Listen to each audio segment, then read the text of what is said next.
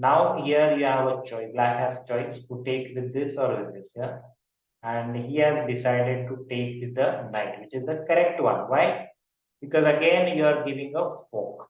See, you can't do checkmate now. Okay, if you take with the queen, why would you like to get the queen ahead just to do checkmate? But if the checkmate is not there, then it's not so great. So you can then think about other option, and other option is with the knight. And the knight is doing very good job here.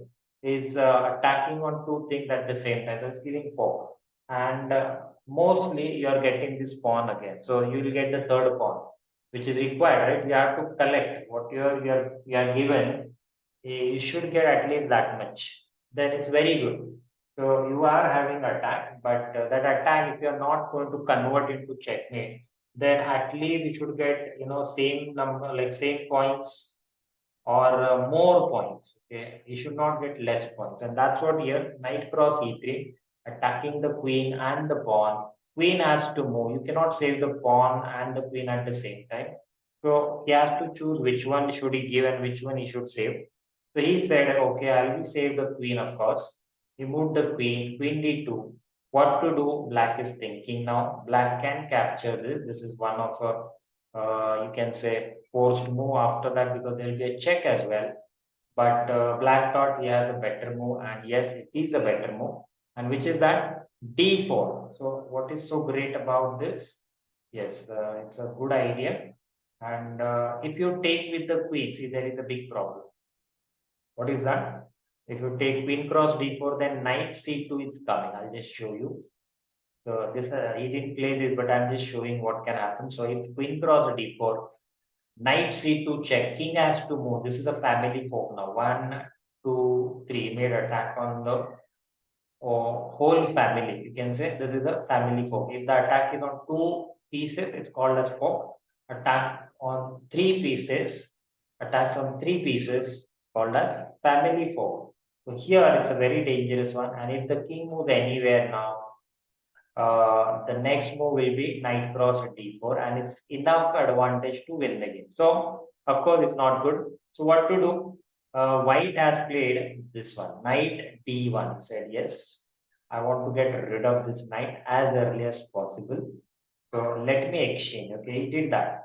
But do you think he would exchange? Of course not. When you are attacking, you're not supposed to exchange pieces. You're supposed to keep more pieces on the board and make more attacks. So here, which is the best move? Here you are getting free. Here you are exchanging. So free, whatever free is always welcome. So he took this knight cross g2 check. King has to move. King f2 was played by him. Then the knight is attacked and you have to move it. Okay, which is the best place for the knight? Yes. Now he said we can exchange this. Okay. Now why? Because this is a very good defender. Okay. And now the position is like points are equal. So it's okay if you exchange the best defender of white. The king is wide open. So, and if your queen is coming closer and giving check, then it's a good idea, good thing. So here, after knight h4, now white has more and more problems. He was thinking what to do. See, rook g1 was the best move here. But he played rook f1, which is slightly passive. He thought he should move the king inside, so that the king would be safer. So that's why he might have not played rook g1 to give this place for this king. But it's not good. Anyway, after rook f1, now what to do? Yes, black side. I would attack on that rook. So bishop h3, one piece is developed, and that piece is now giving threat directly. So you can say it's a tempo. Is gaining a tempo. What is tempo? Of course, uh, the piece you have to develop anyway. You have to move anyway. And one more thing you're doing at the same time, you're attacking on one more, like one piece of the opponent. So he cannot do something else. Now he has to save it. He has to move the same thing, which is good for it. If you would not do it, then you're getting extra points, and that's why you can say it's gaining a tempo for black. So white said, okay, I don't want to give extra 2 points here, because then afterwards it's a very bad end game. Just a simple, extra 2 points and all the pieces are good, so black can easily win the game. So he played rook g1. Okay, saved that rook from that bishop. What to do? Yes, all these pieces are looking very good. What to do? Get one more piece into the game. Don't forget that rook. All the pieces should, come together and they should attack together. So this is a very good move. Again, giving support. If we capture with the knight, there is already attack and the knight will be pinned. Now he cannot take this pawn with the queen. That's another benefit. Plus, this rook can, come out afterward, like rook d5, and then here, and you can attack.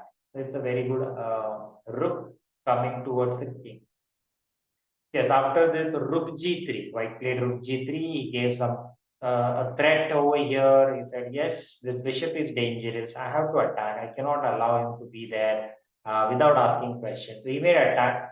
And if black doesn't give support, he's going to capture. It's a very simple threat. What to do? You have to save it. You have to do something, or you give other threats.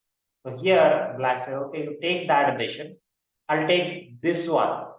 Okay, so he's ready to take give that, but the idea is to capture this one, and then all these pieces will be very good because then the fights will be open.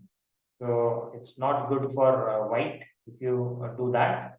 Here, white played now bishop cross d3. Actually, if you see, the best move was to get one more piece ahead and stop this attack, maybe. But he has not played knight e3. He played bishop cross d. So it's not so good. It's a bad idea. Now, how to take advantage? That's the question. Here, black played another best move in this position. And the move is this. Okay, you get rid of some of the defender, important or very good defenders of white. So knight cross f3. What to do? Of course, you shouldn't take with the king because then king is coming forward and it's exposed and black can attack, like, queen f6 check, and then black can even take this. So it's not good. So what to do? He played this rook cross f3. And then black played this queen h4 check. So now problems are there.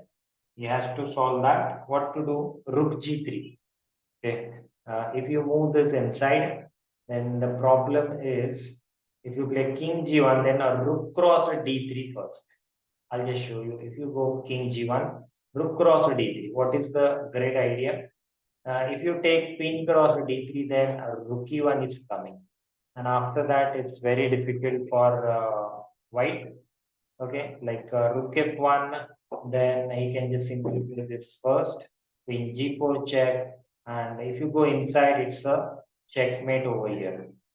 And if you go outside, then it's a very dangerous attack. Like first, you can play rook cross f1 check, and queen cross f1, then queen f4 check. King has to move somewhere like here, and then you are getting this. So queen cross f1, that's very much winning.